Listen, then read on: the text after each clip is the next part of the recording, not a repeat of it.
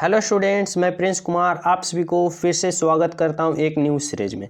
आज का होने वाला है एसएससी जीडी कांस्टेबल एग्जाम के लिए जीके का सेशन। जीके का मोस्ट इम्पोर्टेंट सेशन है। सभी प्रश्न सेलेक्टेड लिया गया है, इम्पोर्टेंट लिया गया है आप सभी के एग्जाम की दृष्टि से। तो आप लोग हर एक प्रश्न को 100% फोकस करना, क्योंकि हर एक प्रश्न आप सभी को 2 नंबर दिलाने की क्षमता रखता है। तो सभी प्रश्न इम्पोर्टेंट है, सेलेक्टेड है। तो चलिए शुरू करते हैं। पहला प्रश्न का रहा है, पीलिया शरीर के किस अंग को प्रभावित करता है? पीलिया बीमारी जो होता है उस शरीर के किस भाग को प्रभावित करता है? बोले तो डैमेज करता है। तो राइट आंसर होगा यकृत को। यकृत को पीलिया बीमारी है जो प्रभावित करता है। तो राइट आंसर क्या होगा? Option number A is the right answer. अगला प्रश्न है, भारत ने ओलंपिक खेलों में पहली बार किस वर्ष भाग लिया था? भारत ने ओलंपिक खेलों में पहली बार किस वर्ष भाग लिया था? 1905, 1900, 1903 या फिर 1924? तो भारत ने ओलंपिक खेलों में पहली बार भाग कब लिया था? राइट आंसर होगा 1900 ईस्वी में। जिस समय भारत आज़ाद नहीं हुआ था उसी समय से हमारे भारतवासी ओलंपिक खेलों में भाग लेते आ रहे हैं। तो राइट आंसर क्या होगा? 1900 ईस्वी से ही हमारे भारतवासी ओलंपिक खेलों में भाग ले रहे हैं। Option number B. अगला प्रश्न है, ओलंपिक खेल में पदक जीतने वाली पहली भारतीय महिला खिलाड़ी कौन है? ओलंपिक खेलों में पदक जीतने वाली पहली भारतीय महिला खिलाड़ी कौन है? तो राइट आंसर होगा Karnam Malleswari. Karnam Malleswari option number C is the बिल्कुल राइट आंसर। अगला प्रश्न है, पशुओं में मिल्क फीवर बीमारी किसकी कमी के कारण होता है? पशुओं में मिल्क फीवर की बीमारी किसकी कमी के कारण होता है? प्रोटीन, विटामिन, आयोडीन या कैल्शियम? तो राइट आंसर क्या होगा? राइट आंसर होगा कैल्शियम। जब पशुओं के शरीर में कैल्शियम की कमी होता है तो कौन सा बीमारी होता है? मिल्क फीवर बीमारी होता है। Option number D. अगला प्रश्न है, सशस्त्र सेना झंडा दिवस कब मनाया जाता है? सशस्त्र सेना झंडा दिवस कब मनाया जाता है? 7 दिसंबर, 14 नवंबर, 25 जनवरी या फिर 15 अगस्त? तो राइट आंसर होगा सशस्त्र सेना झंडा दिवस 8 दिसंबर को मनाया जाता है। 8 दिसंबर option number A is the right answer. अगला प्रश्न है, होपमैन कप किस खेल से संबंधित है? होपमैन कप किस खेल से संबंधित है? क्रिकेट, टेनिस, पोलो या शतरंज? तो राइट आंसर क्या होगा? राइट आंसर होगा टेनिस खेल से। टेनिस खेल से कौन सा कप संबंधित है? तो होपमैन कप संबंधित है। Option number B. अगला प्रश्न है, विश्व व्यापार संगठन की स्थापना कब हुई? विश्व व्यापार संगठन की स्थापना कब हुई? तो राइट आंसर क्या होगा? राइट आंसर होगा इसका 1995 ईस्वी। 1995 ईस्वी विश्व व्यापार संगठन की स्थापना हुई थी। Option number C.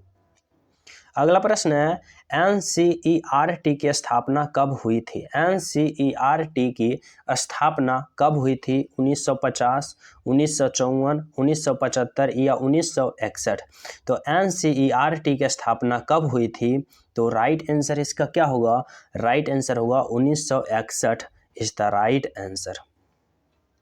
अगला प्रश्न है, तानसेन किसके दरबार में संगीतज्ञ थे? तानसेन जो थे किसके दरबार में संगीतज्ञ थे? अकबर, औरंगजेब, शाहजहां या शेरशाह सूरी? तो तानसेन किसके दरबार में संगीतज्ञ थे? तो राइट आंसर क्या होगा? राइट आंसर होगा अकबर के दरबार का। अकबर के दरबार में तानसेन संगीतज्ञ थे, मतलब कि संगीत वादक थे, संगीत बजाते थे। तो राइट आंसर क्या होगा? Option number Akbar. अगला प्रश्न है, भारतीय संविधान में मौलिक कर्तव्य किस देश के संविधान से लिया गया है? मौलिक कर्तव्य की बात करें तो यह रूस के संविधान से लिया गया है। रूस के संविधान से क्या लिया गया है? तो मौलिक कर्तव्य। क्या? मौलिक कर्तव्य कहाँ से लिया गया है? रूस के संविधान से। अगर मौलिक अधिकार की बात करें, क्या? मौलिक अधिकार की बात करें, लिख देते हैं मौलिक। मौलिक अधिकार की बात करें तो यह अमेरिका के संविधान से लिया गया, याद रखना, क्योंकि रूस वाला पूछा हुआ प्रश्न है तो अगला एग्जाम में अमेरिका से मौलिक अधिकार पूछ दे, क्योंकि मौलिक कर्तव्य पूछा हुआ प्रश्न है तो क्या पता मौलिक अधिकार अब पूछ दे। तो यहाँ याद रखना मौलिक कर्तव्य रूस के संविधान से लिया गया और मौलिक अधिकार अमेरिका के संविधान से लिया गया है। समझ गए। अगला प्रश्न है ओमान की राजधानी कहाँ है। ओमान की बात करें, ओमान की राजधानी कहाँ है तो राइट आंसर होगा मस्कट। कहाँ है ओमान की राजधानी तो Muscat. Option number C is the right answer, Muscat है। अगला प्रश्न है शेरशाह सूरी का मकबरा कहाँ स्थित है। शेरशाह सूरी का मकबरा कहाँ स्थित है तो राइट आंसर होगा सासाराम में। सासाराम में शेरशाह की मकबरा स्थित है। Option number Sasaram. अगला प्रश्न है प्रार्थना समाज के संस्थापक कौन थे। प्रार्थना समाज के संस्थापक कौन थे तो राइट आंसर होगा महादेव गोविंद रनाडे। महादेव गोविंद रनाडे प्रार्थना समाज के संस्थापक थे। ऑप्शन नंबर ए। अगला प्रश्न है मांडू महोत्सव किस राज्य में मनाया जाता है। मांडू महोत्सव की बात करें ये किस राज्य में मनाया जाता है तो ये मध्य प्रदेश में मनाया जाता है। कहाँ, मध्य प्रदेश में। Option number B, Madhya Pradesh में मनाया जाता है। मांडू महोत्सव मध्य प्रदेश में मनाया जाता है। Option number B. अगला प्रश्न है धानु यात्रा महोत्सव किस राज्य में मनाया जाता है। धानु यात्रा महोत्सव किस राज्य में मनाया जाता है। गुजरात, मिजोरम, उड़ीसा या कर्नाटक। तो धानु यात्रा महोत्सव किस राज्य में मनाया जाता है तो राइट आंसर होगा उड़ीसा राज्य में। उड़ीसा राज्य में मनाया जाता है। Option number Orissa. अगला प्रश्न है राष्ट्रीय युवा महोत्सव किस राज्य में मनाया जाता है। राष्ट्रीय युवा महोत्सव किस राज्य में मनाया जाता है तो राइट आंसर क्या होगा। राइट आंसर होगा लखनऊ। कहाँ होगा, लखनऊ। लेकिन यहाँ पे देख सकते हो ऑप्शन उत्तर प्रदेश है। क्या होगा, उत्तर प्रदेश। राष्ट्रीय युवा महोत्सव किस राज्य में मनाया जाता है तो उत्तर प्रदेश, लखनऊ में। Option number Uttar Pradesh. अगला प्रश्न क्या है। अगला प्रश्न है ग्लूकोमा रोग शरीर के किस अंग से संबंधित है। ग्लूकोमा रोग जो है वो शरीर के किस अंग से संबंधित है। आँख से, कान से, मस्तिष्क से या फिर हृदय से। तो ग्लूकोमा रोग शरीर के किस अंग से संबंधित है तो राइट आंसर क्या होगा। राइट आंसर होगा आँख से संबंधित है। ऑप्शन नंबर आँख। अगला प्रश्न है लेंस की क्षमता का मात्रक क्या होता है। लेंस की क्षमता का मात्रक क्या होता है तो राइट आंसर क्या होगा। राइट आंसर होगा डायऑप्टर। लेंस की क्षमता का मात्रक डायऑप्टर होता है। Option number B is the बिल्कुल राइट आंसर। अगला प्रश्न है कंप्यूटर की आईसी चिप, कंप्यूटर में जो आईसी चिप लगा होता है किस पदार्थ की बनी होती है तो ये सिलिकॉन की बनी होती है। कहाँ की, किस चीज़ की बनी होती है तो सिलिकॉन की। Option number C is the right answer. अगला प्रश्न है पानी का घनत्व अधिकतम किस ताप पर होता है। पानी का जो घनत्व होता है अधिकतम किस ताप पर होता है तो राइट आंसर होगा 4 डिग्री सेल्सियस पर। 4 डिग्री सेल्सियस पर पानी की घनत्व अधिकतम होता है। Option number 4 degree Celsius. अगला प्रश्न है सार्क SAARC का या फिर दक्षेस का मुख्यालय कहाँ है। सार्क या उसी को दक्षेस कहते हैं का मुख्यालय कहाँ है तो ये इसका मुख्यालय नेपाल में है। कहाँ, नेपाल के काठमांडू में। क्या, नेपाल के काठमांडू। ऑप्शन नंबर क्या होगा, Kathmandu is the right answer, जो कि सार्क का मुख्यालय है जो एशिया में स्थित है। अगला प्रश्न है राज्यसभा के पदेन सभापति कौन होता है। राज्यसभा के पदेन सभापति की बात करें तो ये कौन होता है तो ये होता है उपराष्ट्रपति। कौन होता है राष्ट्रपति के पदेन सभापति तो उपराष्ट्रपति है।